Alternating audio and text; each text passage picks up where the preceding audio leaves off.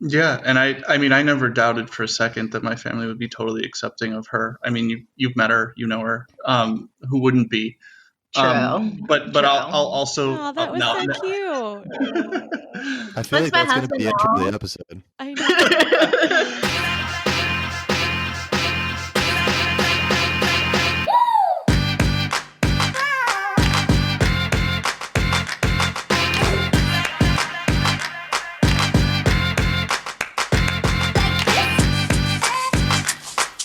Hey guys, welcome back to another episode of Menage-A-Pod, the hysterical comedy podcast about sex, dating, and relationships. I'm your co-host TJ, and as always, I'm joined by my co-host, friend, and podcast life partner, Jenna. What's up, girl? Hello, buddy. How are you? Oh, I'm good, friend. How are you? I mean, I'm good. Just I'm good.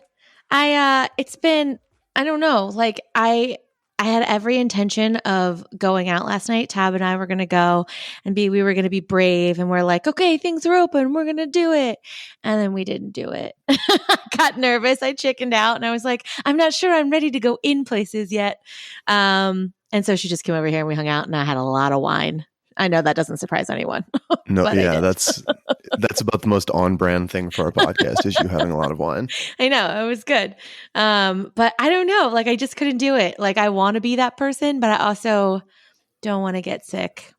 Well, You know? my birthday was Wednesday, and we're recording this on happy Saturday. birthday. Thank you. Wait, you're going to be what, 35 this year? 36? Exactly. Yeah, I actually just turned 36. Yeah. I'm not counting this year in my birthday year. So, like, whatever. Sure. Yeah.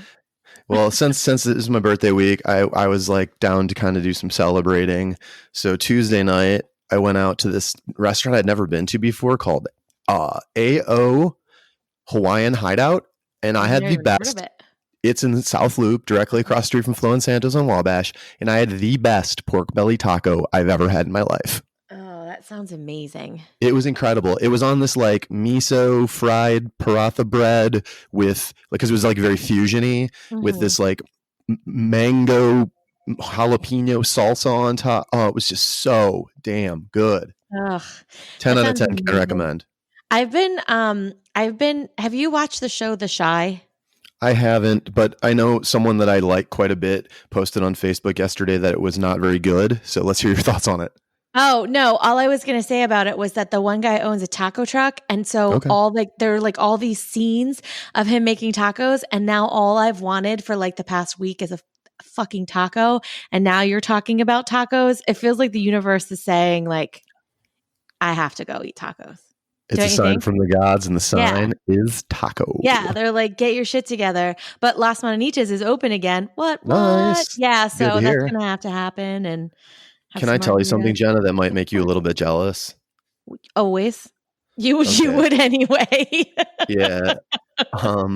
I actually got not one, but 2 bottles of tequila for birthday presents. So I got a bottle of Cabo Wabo, and then I got a bottle of whatever the Rock's new tequila is. So apparently my love of margaritas precedes me. I mean, clearly. Do you make them at home, though? I certainly do. And I have a quick, good story about that. Okay. I'm sure you're all familiar with what is it called? The NutriBullet? Oh, yeah. Uh-huh. So like maybe 2015, I was like, that was right around the time I lost all the weight. I'm like, oh, I'm going to like make some smoothies. I'm going to do that. So after 3 months of making smoothies in it, I realized it makes a fucking fantastic margarita. Oh, so yeah. I used it, like a blended one, right? But here's the thing. I make them on the rocks in there too, just because it's like perfect size to make it in. And it's got all the measuring like on the side. It's like, yeah, I will drink margaritas out of a plastic tumbler, like a trash bag. I don't care. It's that good. I know. So, I learned that trick from my friend Jody, like long time ago, like 10 years ago, probably. I had to live with her for a minute because disgustingly enough, I had a roommate at the time, and our apartment that we moved into had bed bugs. Do you know the story? Yeah, it's fucking disgusting. I do remember the story, yes. Yeah, and it was so bad. It was like right when it was like they hit hard everywhere. They were in like movie theaters. Like, I don't know what happened that year, but it was like the world was overtaken by bed bugs. Anyway, they were in our new apartment that we had moved into. It was a whole thing. So I had to get out. Ew. So I had to get out, and I was like, what am I going to do? She was so nice. She let me come live with her for a couple months until we figured out like what my next step should be. And we would do like happy hours at our house, and she would make them in the NutriBullet. With the NutriBullet, we'd blend them because she was like, they're like perfect single servings. Oh yeah. You know? You can, It was so and nice. if you use the big tumbler, it's like great if you're like, obviously if you're drinking, hopefully you're not just making margaritas alone. If you are, I'm not judging you. But Hey, if look, you've I would got, do something like that. if you've got a lovely lady or a handsome gentleman in your company at the house and you want to make margaritas 2 at a time, the large NutriBullet tumbler, this is the TJ recipe. I'm going to give you the inside scoop. So one Tequila. time I was out of like all the appropriate margarita things other than tequila. Mhm. So I did 2 ounces of Simply Limeade, you know, like the Simply juices. Yep. I always keep Simply Limeade in my house. 2 ounces of Simply Limeade, a handful of just like frozen mixed berries from Target, and then 4 ounces of tequila. Boom. Okay. So It's it's sort of like good. it was like a makeshift margarita. I like It it. sure was. I like and it. the frozen berries give just like the right texture. I mean, obviously you add some ice in there to get to your slushy consistency you want, but the frozen berries are the game changer. See, now I want a margarita.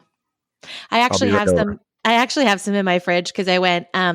Joe and I had lunch last week, and we went to Tuco, of course, and they told us it was going to be an hour wait. So we got up, you know, you can get like the to-go orders now there. You can order booze to go everywhere in the city. Sure. So we got chips and salsa and like to-go pitcher of margaritas, and they give them doing like these adorable little kid cups. So I just sort of like the juxtaposition there of like drinking out of a dinosaur plastic cup with a giant straw, and it was like a really strong margarita. Anyway, we just sat down on the curb and just ate and drank until, well, that's what we were planning on doing until our table was called an hour later. Turns out it was only like a 10-minute wait. And we nice. didn't even get through like our first margaritas. And then I felt bad taking the pitcher to the table, right? Because the waiter and whatever. So now I was like, don't worry, I'll just bring them home. And so now I have like, what do I need? Oh, please. Can I like, tell you drink something them for since you breakfast. What? since you brought up Tuco? As everyone knows, Jen introduced me to Tuco. It is like one of my, it's either number 1 or 1A, like first date spot. I love it with a passion. Everybody knows that. So one of my birthday gifts was like a gift basket, and in it had a bottle of tequila, but it also had a bottle of the Tuco and Blondie gato sauce, the hot sauce. Oh, that's somebody nice. knows me. Yeah, it wasn't me. It wasn't.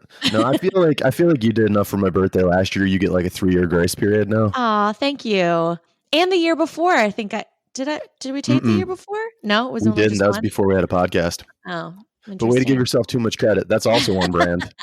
Hey, JK. hey, outside of that surprise party, I also bought you balloons and A cupcake. a cupcake. You Yeah, did. I didn't You see you did. this year. Thanks, COVID, for not allowing us to tape in the same place. Not my fault. When I see you next, I will fill you with all the tequila and cupcakes your little heart desires. I appreciate that. I will never say no to tequila and cupcakes. That's sort of my sweet spot. Me too. Alrighty. Okay. All right, Jenna, that sounds great. I think now would be a good time for my favorite part of every episode. You know what part it is? Is it when you tell me how much you love me? Yeah, that's it. No, it's Yeah. my second favorite. That's my second favorite. Oh, My okay. first favorite is when I tell everyone how they can best support Menage-A-Pod. Guys, okay, fair. we really want you to go to teespring.com/stores/Menage Podcast to pick up a piece of our official merch with that sexy bubble logo. The women's V-neck is $25.99. We know most of our listeners are lovely ladies. Run out and get that V-neck. Show your support. We also have hoodies, stickers, other things like a coffee mug. Give a shout out to Derek. Derek said he got a coffee mug. We love you, buddy. Aw. Thank Hi, you for the Derek. support. Honestly, if we were to do like a Mount Rushmore, and I know right now we're like not doing that sort of thing, we're probably going to tear Mount Rushmore down. But if we were going to do a Mount Rushmore of the best Menage-A-Pod friends of the show ever, Derek would definitely be up there. Totally. He's the man. He's the best. All right, guys. So that's the best way you can support our show. Make sure you do that. And while you're at it, we got a couple reviews on Apple Podcasts this week. Always love to see that. Oh, So were they thanks good for- ones? They were. Yes, they were. And someone actually reached out on Instagram on my birthday, and it was someone I don't really know that well. And they were like, hey, just a heads up, I wrote a review of your show. Happy birthday. That's awesome. Yeah. Ooh, I've really been like grinding on this stuff lately, Jenna. You ready for it all? For all the Literally? grinding I'm doing? Literally grinding? Oh, I grind Man, I'm grinding so hard. I have like chafe burns all over my crotch. Maybe wrap that shit up. All right. Oh, geez, for sure. You have no idea. All right. Well, for a dramatic topic change, why don't you jump into the intro? Yeah. 2020 has been a bit of a shit show so far, right? I mean, with like a global pandemic, the forest fires in Australia, and a potential impending economic depression. And then like, who could forget about the fucking murder hornets? Those things that are like literally as big as your hand. Of course, then, we obviously can't forget the most recent news of the murder of George Floyd, Breonna Taylor, Ahmaud Arbery, and so many countless others. And this past month has been a nearly unprecedented catalyst for the conversation about race and systemic oppression.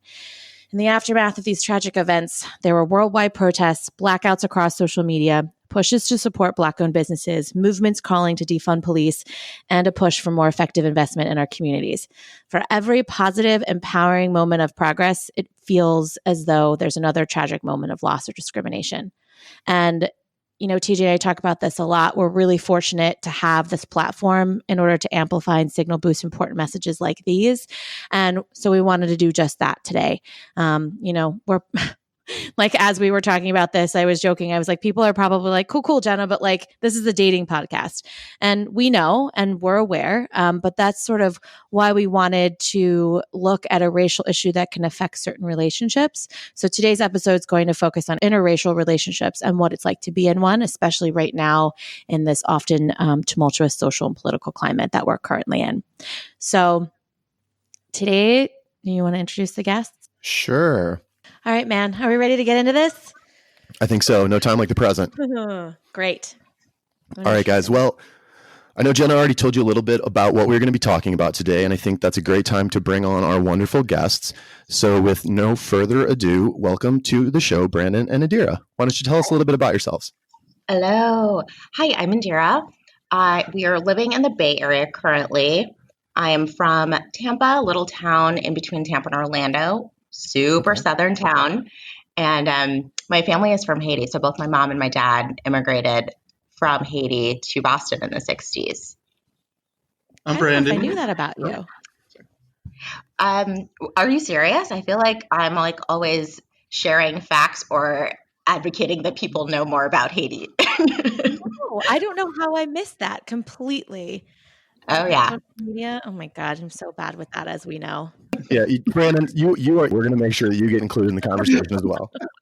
I'm Brandon. I grew up in the south suburbs of Chicago, bounced around a little bit over the years in central New York, Denver, Chicago, obviously, and now, we're in San Francisco.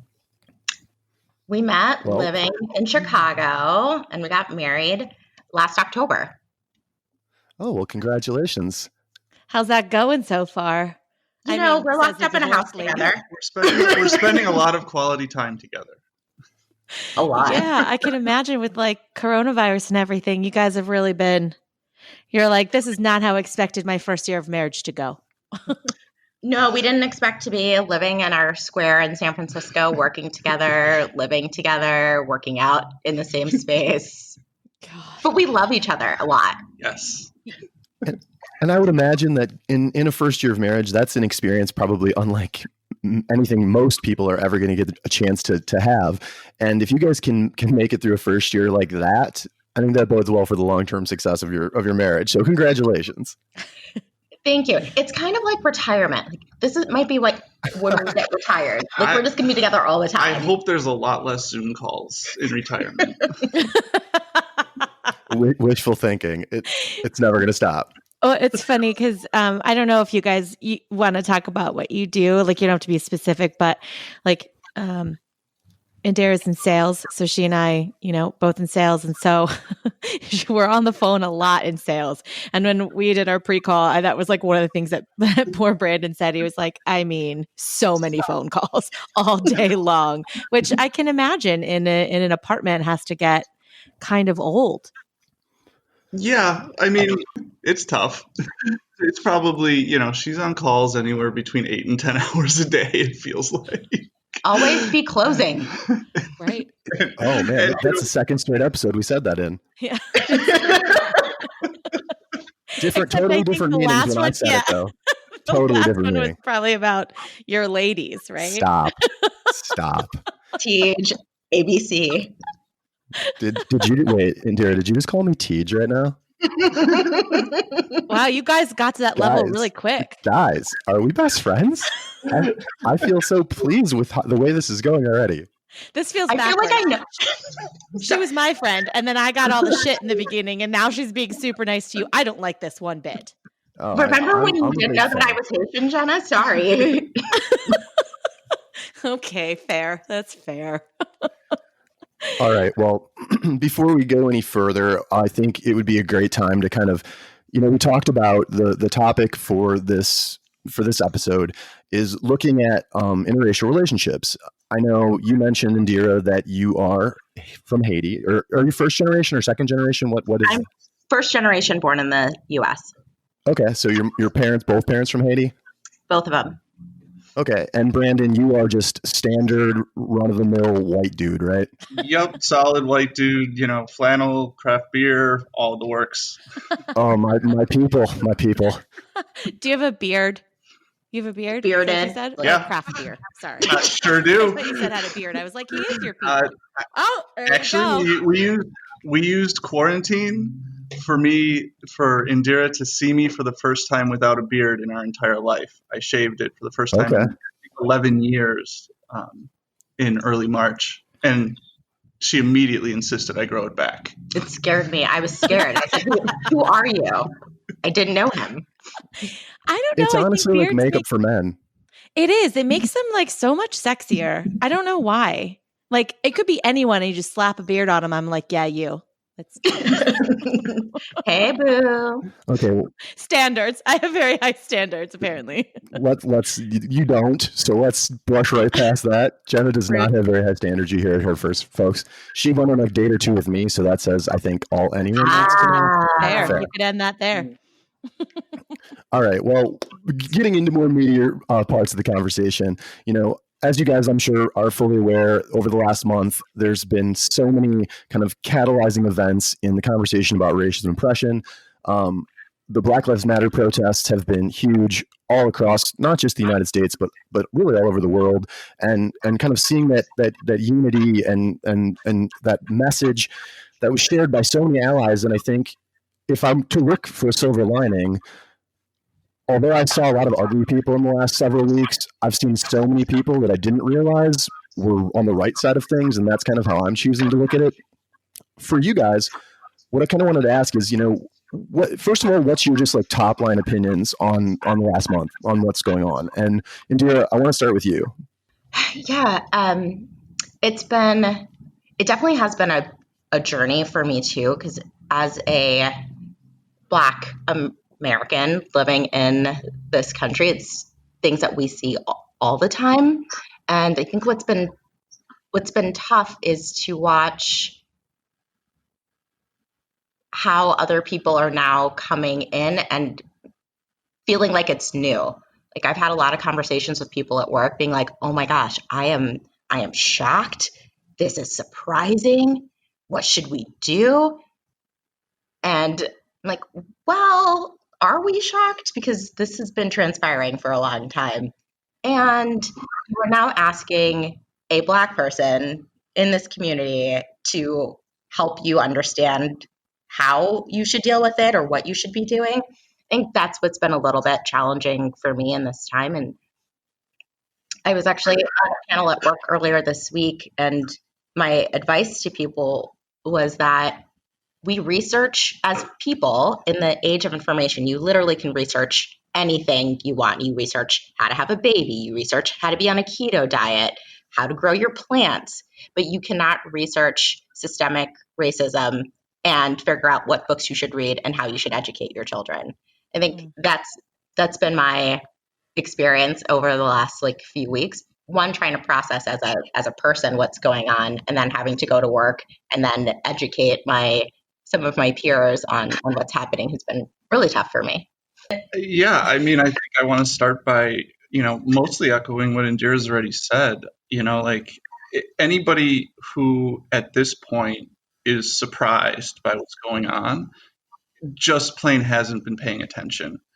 I think 6-7 years ago, when we started first seeing some of the videos that have come out, I think I was more sympathetic, and that's when kind of my own little journey began of learning and figuring out what's really going on and believing the voices that you're starting to hear. But it's been 7 years. There's, like, anybody who at this point is shocked was pretty much willfully avoiding this, over time. And, I think there is this weird expectation that in this one particular area, we put all the weight on the Black voices to teach and inform, when any other subject, I will assure you, the white voices in the room are more than happy to pretend to be the experts and to lead the way. But in this one case, we're willing to defer and put the weight on them to do the heavy lifting. Yeah, I agree. As you're talking, I'm thinking so I am 100% obviously an ally. I always have been. My concern with social media, though, is that sometimes I want to post something and then I think, is this do I have the right to say this? You know what I mean? Sometimes I think, gosh, I don't know how to explain that, but I sometimes look at things that I want to write or respond to someone and I'm like, do I have the right to fight back on this? Am I saying the right things? Am I right? There is a little fear there. I will say an underlying fear of saying the wrong things and this is, by the way, coming from a discussion that I recently had with my mother, who loves Facebook apparently now during all of this. And oh boy, we're real familiar with the moms that love Facebook. Yeah. And I think, it's my mom is a very interesting character. She has a Black grandson, and yet sometimes her views on things, I'm just kind of like, what the fuck, Mom? What is wrong with you? And then I go and I argue with her, and I'll argue points and stuff, and I'll, post articles, and it's a back and forth. But there is a certain point sometimes when I'm arguing with her where I'm like, am I the right person to be having this discussion?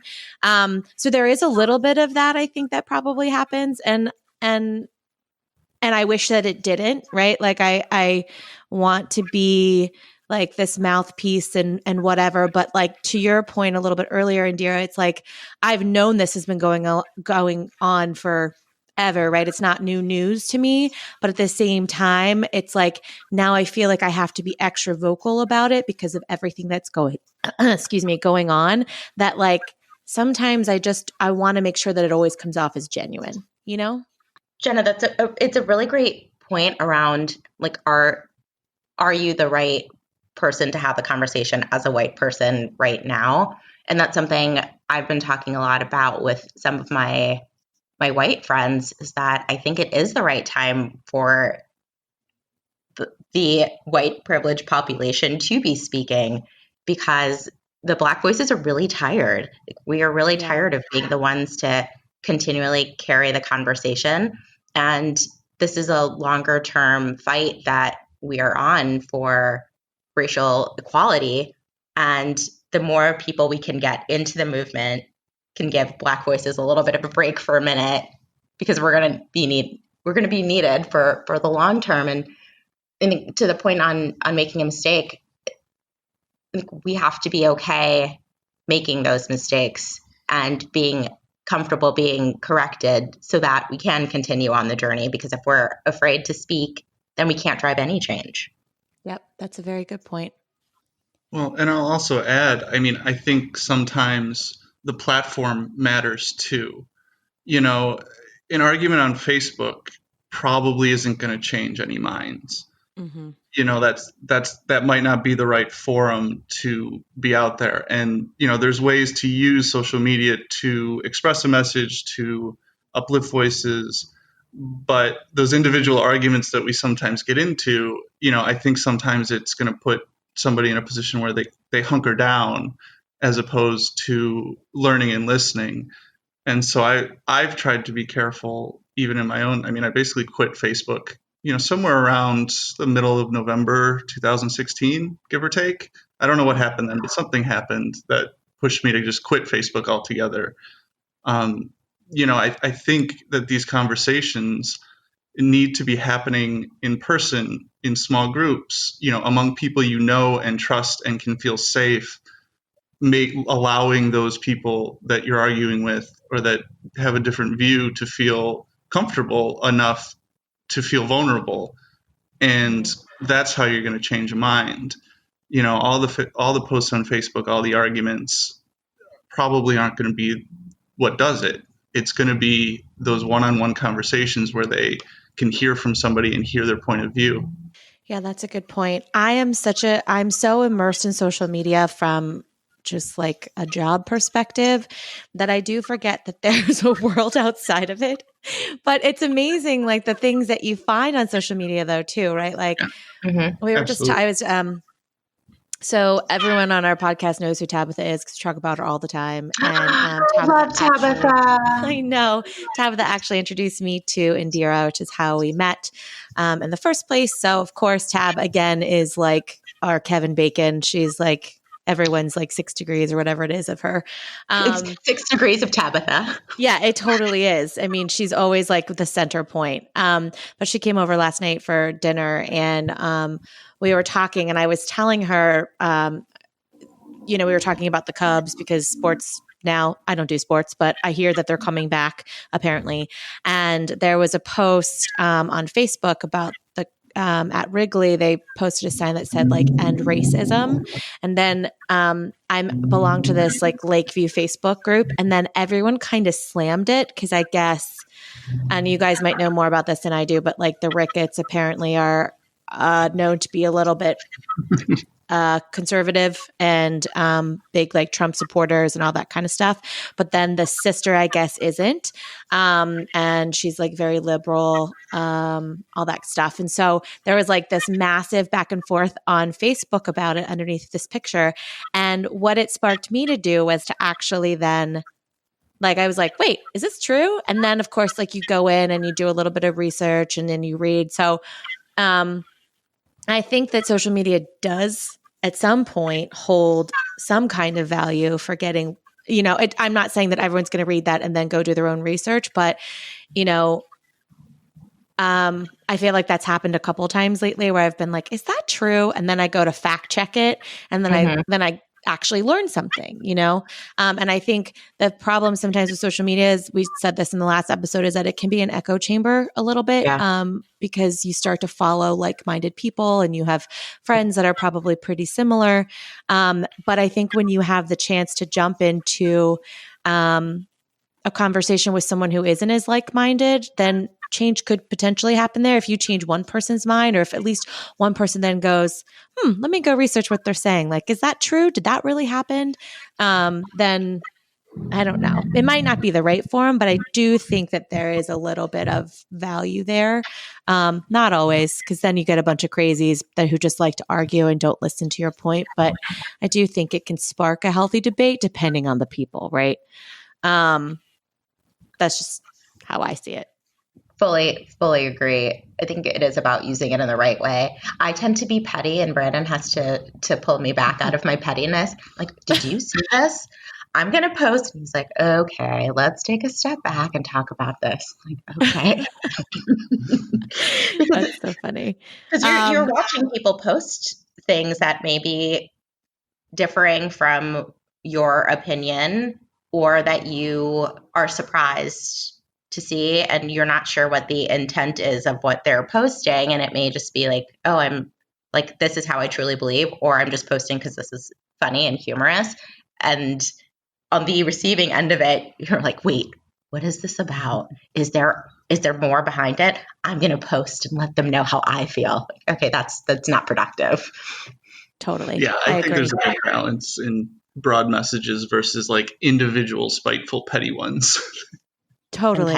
Which, by the way, leads me to the point of that I think like all old people shouldn't have social media, period. They should be like on parental lockout, or like have their own where they all just say the worst things possible without thinking about what they say. Oh my God. Parental controls for parents. 1,000%, because I don't know, like my like a couple of my friends and I will have this group text, and it's all like posts that all because we're all connected to each other's mothers on Facebook.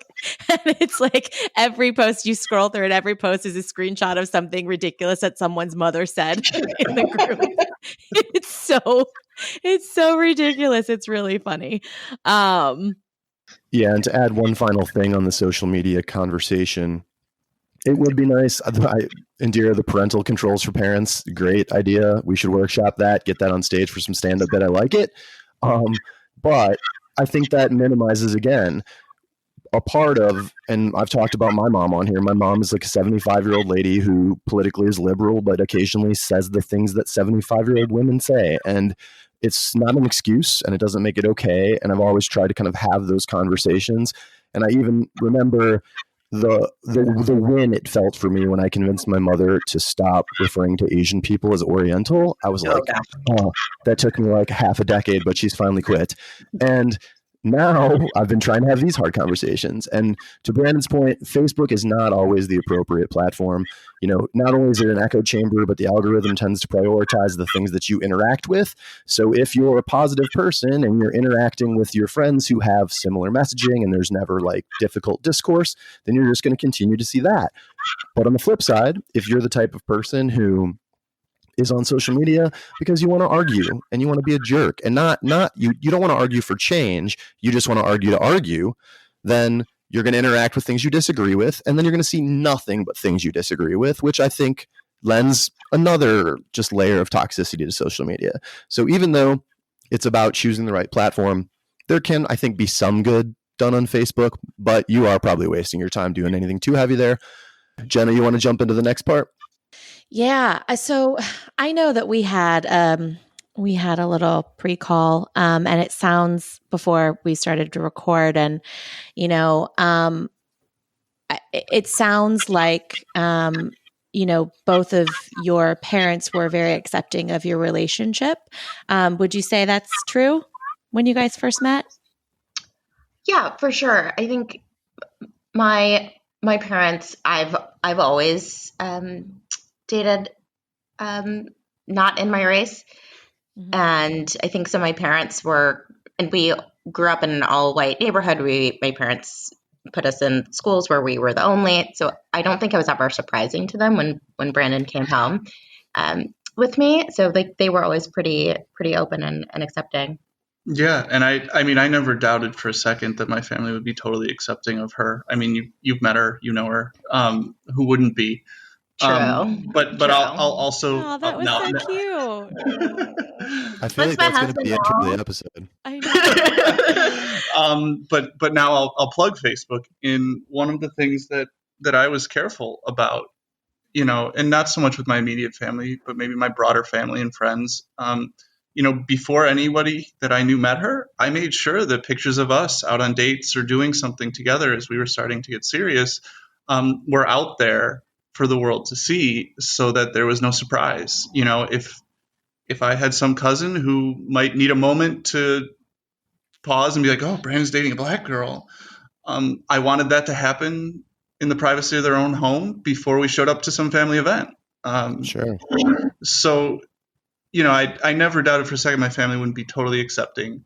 But I also was careful enough to sort of give some advance warning, because I don't think I was ready to have a conversation, or I didn't think it merited a conversation of, Mom, Dad, sit down, I've got something to tell you, because that's not what it was or what it is, or even what I would expect them to need.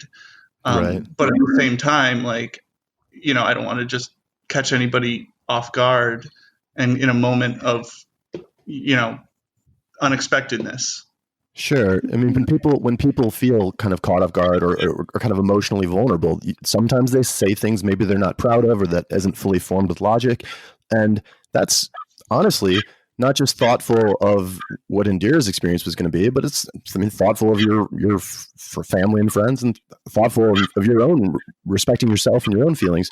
One other thing that I think is kind of interesting, the way you presented just that analogy, and you said, you didn't feel like it was appropriate or that necessary that you had to have this sit down conversation with your parents. And I hadn't really thought about this prior to the episode, but once you said that, it put this into my mind.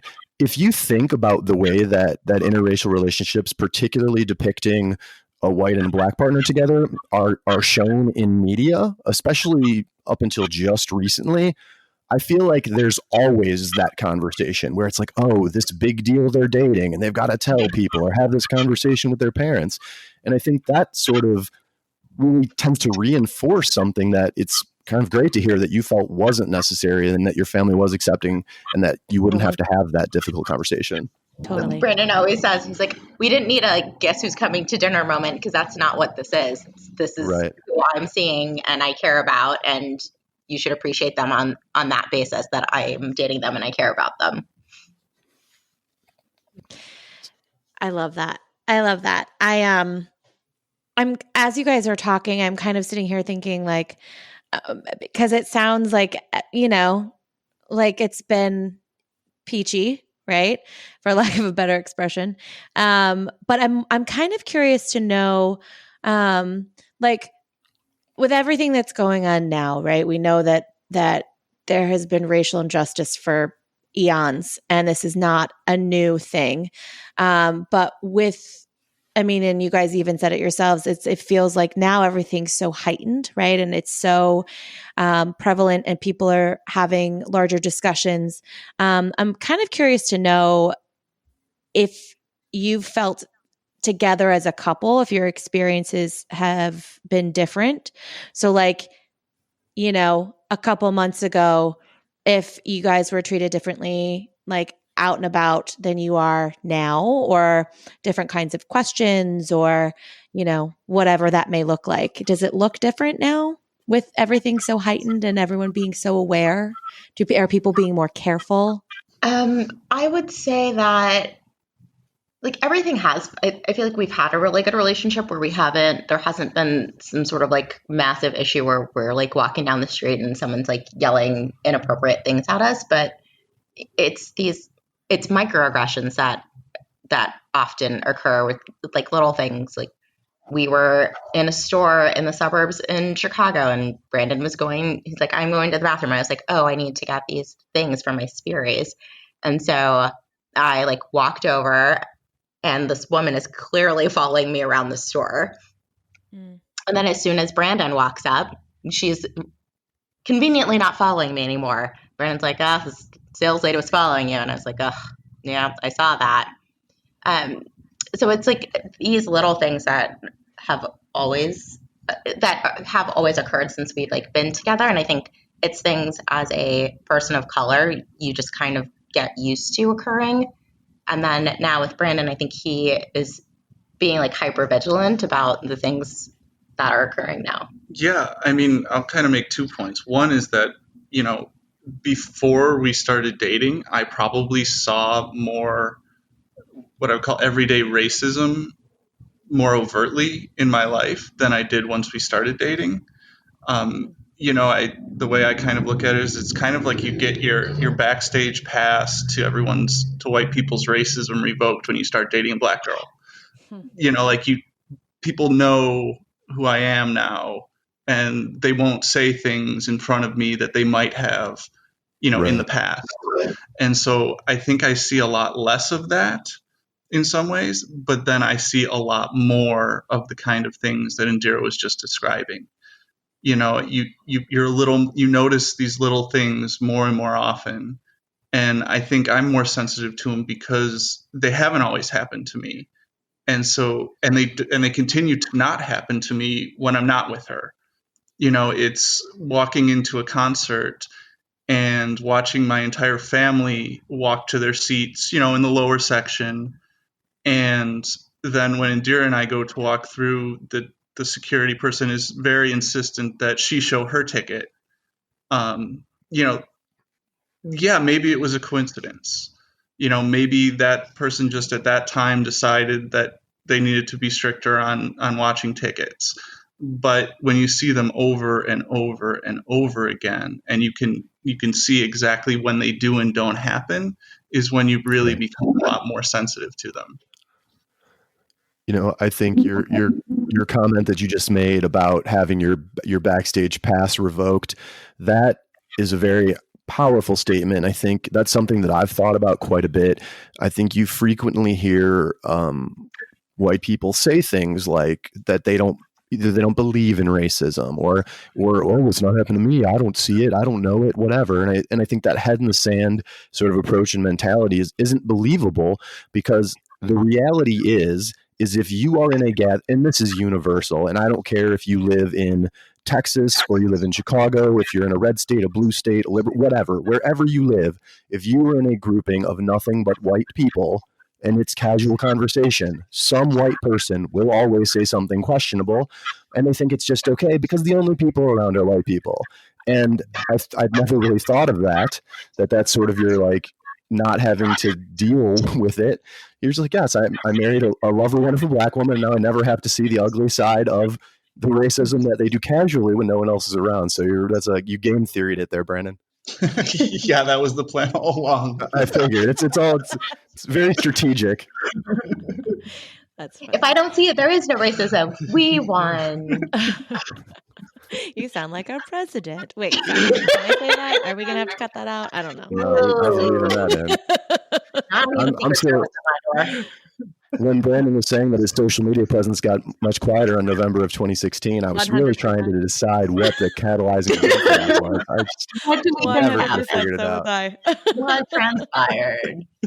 I think, TJ, to your point on like how you surround yourself and the people, I think as a person of color with a good amount of like white friends, I feel like I don't always address the things that come up too. Like if someone says something to us in the street, I'm like, okay, whatever, and just like ignore it. But Sure. I recall we were at a baseball game. We were leaving a baseball game here in SF, and we were with two really good friends, and this black gentleman who was like selling CDs was like, "Oh, good looking couple," and we were both like, thanks, and like kept walking. And then he says, "Oh, he must have a really good credit score." Like Ooh. playing into like the like perpetuating like black girls date white guys because they're like getting something from it, or it's like some sort of comment. And Sure. Brandon and I both were like, nope. Brandon's like, little do you know, Yeah. she's got a good job. Yeah, I guess He's like, I actually married her for her credit score. Plot twist. Yeah, plot twist. I've been working in nonprofits my whole life. And so the interaction is over, and our friend's husband says, I think he was giving you all a compliment. And Brandon goes, no, he was being an asshole. Like, he was not. And then I had to explain the like back historical of like where this was coming from. And Sure. the look on our friend's face, who is white, was like, oh, okay. Yeah, I think they very quickly realized that was not the first time that her and I have dealt with something like that when we're out and about, which seemed a little surprising to them. Yeah, I think that's that's a bit of a microcosm for this issue in general. Something that it's such just a minimal part of your day. It was such a small interaction, but to feel that microaggression and to months later, whenever it happened, and you're here just talking to friends. Yes, it's a podcast, but just a conversation, and that stuck with you. And honestly, if Jen and myself were out and we were dating, which thank God we are not, but if we were, and people saw us, that's lucky. Yeah, we'd never have to worry. I mean, it's just like those little things that people of privilege like do not even consider having to deal with, and I can't imagine what that's like.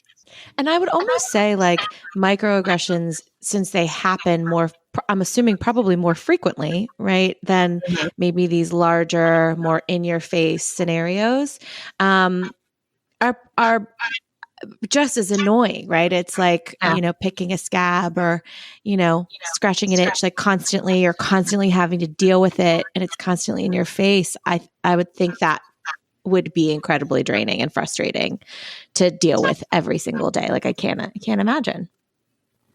The hard part is you kind of get used to it. It's like Yeah. It's just like another thing that transpires. You like pass by it and then you try to go about your day, because if you try to dwell on it, it will be really exhausting. Yeah, I mean, I think Indira is much better at being used to it by now than I am. I mean, this is still relatively new to me. But yeah, if you try to dwell on every little thing, or even just try to question it, one of the things I've noticed that if you take any one of these things out of context, and you look at it only that one event, like you're always left wondering, was that person being racist, or was that just a comment? Like it's always in the back of your mind, like, well, what did they really mean? Is that a threat? Like, should I be worried? Do I need to do this? And then you can kind of end up spending all this time focused on it. And like Indira says, I think she's done much better than I have in just learning to, like, no, you just move on. Like, it's done. You can be angry for a second, you can be frustrated for a minute, but if you let it ruin your day, if you let it ruin your week, like, it's just going to carry, it's just going to be a burden on you forever. I feel like that's a good analogy for being a guest on our podcast. You can just you can be annoyed with it in the moment and just like having a moment of anger, but if you're like a week later, you're still thinking about it, you're just doing it wrong. I love the positivity though. Like right? Like it's such a, God, it can be I'm assuming such a pain in the ass thing to always constantly have to deal with. And I love that you have such a positive outlook on it, right? Like, and it doesn't necessarily bring you down into this bad, negative place, which I typically have a tendency to do if you've ever listened to this podcast. So I love it. And I love hearing, how you guys sort of approach your day-to-day life. And, it sounds like you guys have a really happy and healthy relationship, even while going through your first year of marriage in quarantine. Jenna, it's love. Like, love will get you through anything. I know some people tell me, and I feel like maybe I've yet to experience that enough that like I would believe that statement. I'm going to need more facts from you to back that up. Please cite your sources, because I don't know. I believe there's a song about it. All you need is no. Okay. Oh, Songbird of a Generation. I didn't know you had that in you. You told me you weren't going to sing. He's like, stop embarrassing me. I'm actually just disappointed that it wasn't a duet. If y'all could see his face right now, he's like, oh, here we go. This is where you guys make your big break and start your recording career. Brandon does not agree with that statement. Nobody wants to hear me sing. All right, I think this is as good a time as any to wrap things up. First, I just want to say thank you so much, Indira and Brandon, for joining us today. You guys have been a delight. It was a pleasure talking to you both. Any last words from anyone before we head to the wrap? Indira, ladies first. I would say, as we've been talking about like systemic racism on this podcast today, if you hear a microaggression, if you hear someone saying that's inappropriate, use your voice and say something. We cannot drive change if we are silent. I love it. All right, Brandon, what do you got? I think that Indira's wisdom is going to win out on this one, and I'm going to let that be the final word. Fair. And if I know anything, I know that Jenna's got something to say right now. Yeah, honestly, I'm just so thankful that you guys were open to coming on and sharing your experiences. I think, like we said in the beginning, we have this platform that we wanted to use for good for once, instead of, snarky comments about me having a drinking problem and TJ having a dating problem. So I really just appreciate you guys coming on and sharing your views on everything and kind of helping us get the word out there about everything that's going on. And TJ, like, I know we're gonna I'd love to link out to some organizations and educational materials and stuff in the show notes, so that we can just continue to help. Sure. Give people an outlet to do the research that, if we're being honest, you should all be doing. Yeah. So last words from me. First of all, again, guys, thank you so much. Indira, your final words were so beautifully spoken. I cannot agree more. Just from my point of view, I just want to say, I know to my white friends out there, people who say stupid shit like they don't see color, or that they don't believe racism exists, or they have an argument against the term Black Lives Matter. Yes, we've come a long way, for sure. But what does it say that we've come farther in probably the last 30 days than we did in any 5-year period in our history? Let's keep pushing, keep pressing, have those difficult conversations with your family and friends. Make sure that you're doing everything you can to signal boost and amplify the messages from any groups that are just disenfranchised, that have been systemically oppressed. And if you want to find out more about that, to Jenna's point, we will have some links and resources available in the show notes, so check that out. If you want to find out more about Menage-A-Pod, head on over to our Instagram at Menage-A-Podcast, where you will find our link tree that includes links to our Facebook group, website, merch store, and more. Finally, a quick thank you to everyone who makes this show happen. My lovely and delightful friend, Jenna. I love you, friend. Thanks, buddy. Our You too. fantastic guests like Indira and Brandon. Thanks again, guys. Thanks for having us. Me, because I'm okay too. And you guys for downloading and listening to the show. Until next time, share us in your stories and find other ways to tell a friend about Menage-A-Pod. And of course, good luck out there. Bye. Bye, guys. Bye.